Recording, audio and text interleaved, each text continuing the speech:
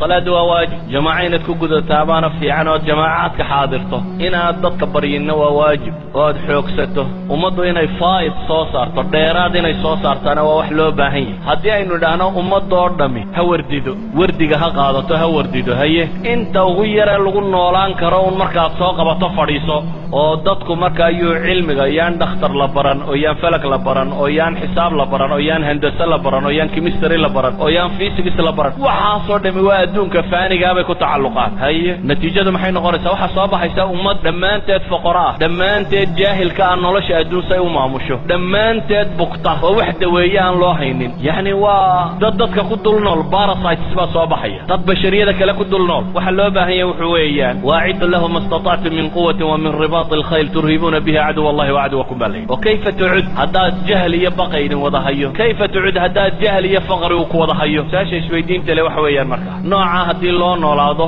xanuunkaa faafayo cidda wayse loo heli maayo jahligaa faafayo cid nolosha horu maraysa la heli maayo noloshoo dhan baa aasmaysa muslimiintii hore waxay caanka ku ahaayeen ee dadkani sida qaldan u fahmay waa hal mas'ale bal mas'aladaa u dhegtaaga waxay ahaayeen wax soo saar dadka ugu badan waxay kaloo ahaayeen istihlaak dadka ugu yar labadaa mas'ale ma isla fahmi karaysa shaqo la qabto dad shaqeeyo aan aqoonin caajiska ee wax soo saara laakiin marka ay noqoto ku raaxaysigeeda waxay ahaayeen dadka ugu yar isagoo milyaneera ayuu hadduu hilib yaroo shiilan cunayso odhan jiray armaa kani kii aakhire ku weydaariya idan may ahayn wax la'aan ee waxay iyadoo gacantooda ku jirtaanay qiimo badan u samaynaynin innaga laba mishkila meesha taalla dad badh yidhi aakhiraan ku soconnaa adduunkaba uma baahnin dabeetana un gaal ku hoos noolaaday iyo in aakhiraba ilowday oo tidhi adduunyaan raadacaynaynaa dabeetana adduunkaanu iska bidhbidhsanaynaa meelaha duulduul oo kolba siyaaxad tag iyo daar yaroo cagaaran iyo intaa noloshaba intaa moodo aakhira ilowday laakiin labadaba cagsigooda ay ahaayeen saxaabadii nebigu calayhi salaatu wasalaam waxay ahaayeen wax soo saar marka la tago dadka ugu juhdiga badan lee muntajiin ah markay noqoto conceptionna waxay ahaayeen dadka ugu yar zuhdiga xaqiiqigiina waa kaa culamaa ilxadiid rag ka mid ah oo waaweyn oo salafkiyaba waxay odhan jireen nin ka midaba wuxuu yidhi ardadiisi isagoo la dardaarmaya waryaadheen anigu walaalahay baan ku kor noolo wax la cunaa buu yidhi idinka waxaan idinkula talinaya inay xoogsataan buu leeyay intaa yartiina xoola dhaqda waa nin muxadisiinta waaweyn ee la yaqaano ka mid ah muxadisiintu waxay caayi jireen ninka dawladda lacag ka qaata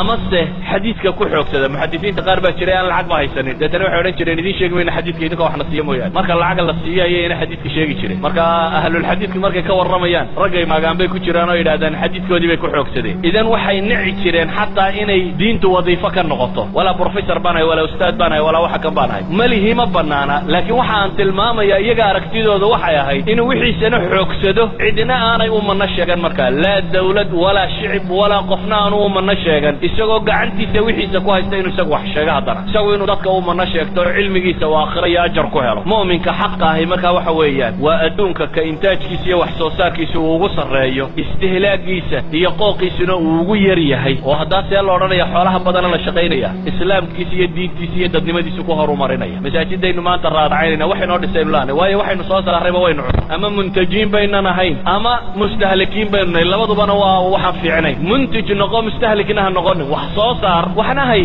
si aad nolosha u barbaariso u horumariso westerankaynu maanta joogna carruurteenna islamic school baynu u laanay maxaynu ugu weynay ama waxbayna soo saarin oo caydha aynugu fillaatay ama wixii aynu soo saarraynu liqnayo waa la boobna labada goorba waa khasaaraynu taaganima waxaynu u baahanay marka noloshu say u horumarto faa'idkan baa loo baahan yahay waxaan leenahay nebigu calayhi salaatu wasalaam markuu madiine yimi ee masaajidka dhisay saxaabadiisii wuxuu tusay inay suuqa galaan oo meelaha xoogsadaan suuqu nebigu u dirayay yaa lahaa yuhuud baa lahay yuhuuddaa la booba nolosha la xoogsada lalaha meeshuu lahaa cabdiraxmaan ibnu cafdulluuna cala suuq waa suuq lyahuud suuqi banu qaynuqaac baa la geeyey meel kale lama geynin waxaan rabaa marka dariska macnihiisu wuxuu ku kooban yahay cinwaankii la ii dhibay wuxuu ahaa calaaqati dunya bilaakhira adduunku aakhira xidhiidhku la leeyahy waa maxay xidhiidhku la leeyahy waxa weeyaan xiska qofka muslimka ee dhabta ah adduunku waa ariiqii aakhire loo marayey hadday cibaado tahay noloshoo dhan buu cibaado u arkaa xoogsiga xalaasha ay cibaadadu ka mid yihi marka dambe ilaahay dartii loo bixiyana cibaadadu ka mid yihi kafaafka aad noloshaada adigu daberi kartaa cibaadaday ka mid tahay baryadoo aad iska dayso aan sooshiyaal wax weydiisanay cibaadaday ka mid tahay inaad isku fillataa cibaadaday ka mid tahay qofka muslimkii inuu noqdo